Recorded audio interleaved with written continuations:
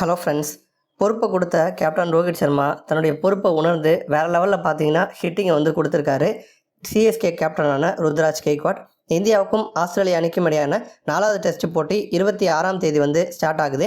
இந்த போட்டிக்கு முன்பாக நடந்த பயிற்சி ஆட்டத்தில் தான் ரோஹித் சர்மா முழு பொறுப்பையுமே ருத்ராஜ் கெய்க்வாட் கிட்ட வந்து கொடுத்துருக்காரு.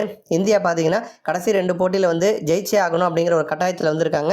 கடைசி 2 போட்டியில் வந்து நம்ம ஜெயிச்சா மட்டும்தான் நம்ம டெஸ்ட் வேர்ல்டு கப் ஃபைனலுக்கு வந்து ஈஸியாக வந்து தகுதி பெற முடியும். 2 முறை வந்து ஃபைனல் வரைக்கும் போயிட்டு நம்ம வந்து தோல்வியை சந்திச்சிருக்கோம். இந்த முறை எப்படியும் வந்து விட்டுறக்கூடாது, ஃபைனலில் வந்து ஜெயிச்சே ஆகணும், டெஸ்ட் வேர்ல்டு கப்பையும் வந்து வாங்கி கொடுத்தே தீரணும் அப்படிங்கிறதுல நம்ம ரோஹித் சர்மா வந்து ரொம்ப தீவிரமாக வந்து இருக்கார் அப்படின்னு தான் சொல்லணும். தோனிக்கு பிறகு எந்த கேப்டனுமே வந்து வேர்ல்டு கப்பை வாங்கி கொடுக்கல அப்படின்னு இருந்த குறையை வந்து ரோஹித் சர்மா தீர்த்து வச்சார். T20 உலகக்கோப்பையை வாங்கி கொடுத்தாரு.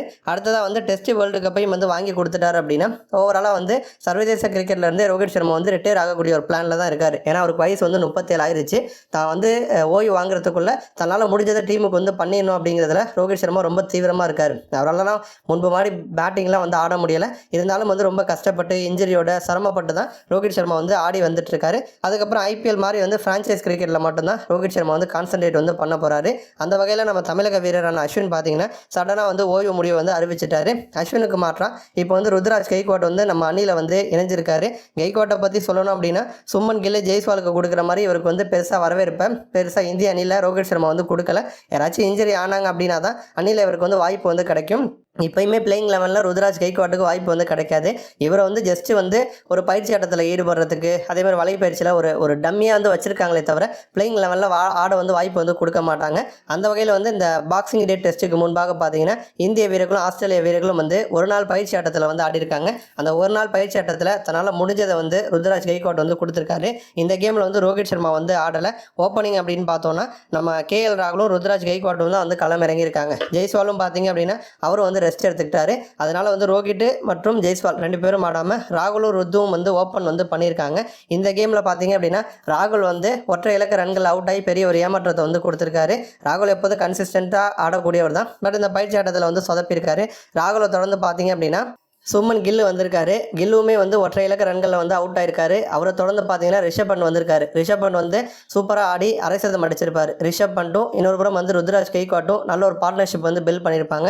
நம்ம கிங் கோலியும் பார்த்தீங்க அப்படின்னா இந்த கேமில் வந்து ஆடலை. இந்த பயிற்சி ஆட்டத்தில் வந்து நம்ம பும்ரா, விராட் கோலி, ரோஹித் சர்மா இந்த மாதிரி சீனியர் வீரர்கள் யாருமே வந்து ஆடலை.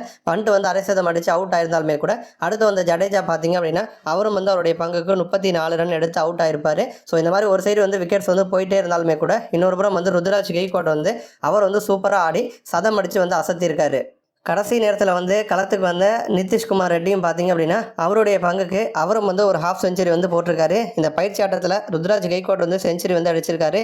ரிஷப் பண்ட் மற்றும் நிதிஷ்குமார் ரெட்டி இவங்க 2 பேரும் பார்த்தீங்க அப்படின்னா அவங்களுடைய பங்குக்கு வந்து அரை சதம் வந்து அடிச்சிருப்பாங்க.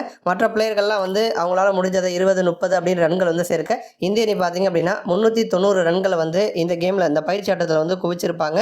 அடுத்த அண்ணன் ஆஸ்திரேலிய அணி பார்த்தீங்க அப்படின்னா 100 ரன்கள் கூட வந்து அவங்க வந்து அடிக்கலை. அதுக்குள்ளே பார்த்தீங்கன்னா அனைத்து விக்கெட்டும் வந்து காலியாக இருக்கும். ஆனால் ஆஸ்திரேலிய அணியில் வந்து மெயினான பிளேயர்ஸ் யாருமே வந்து பேட்டிங் வந்து ஆடலை. பெரும்பாலும் வந்து பவுலர்ஸு, பெஞ்சில் உட்காரக்கூடிய பிளேயர்ஸு, அதேமாதிரி லிஸ்டிய போட்டிகளில் ஆடக்கூடிய பிளேயர்ஸ் தான் இந்த கேமில் வந்து ஆடிருக்காங்க. ஸோ வந்து ரோஹித் வந்து அவருடைய பொறுப்பை ருத்துக்கிட்ட வந்து கொடுத்தாரு. ருத்து வந்து அதை சூப்பராக வந்து கொண்டு போய் சதம் அடித்து வந்து அசத்தியிருக்காரு.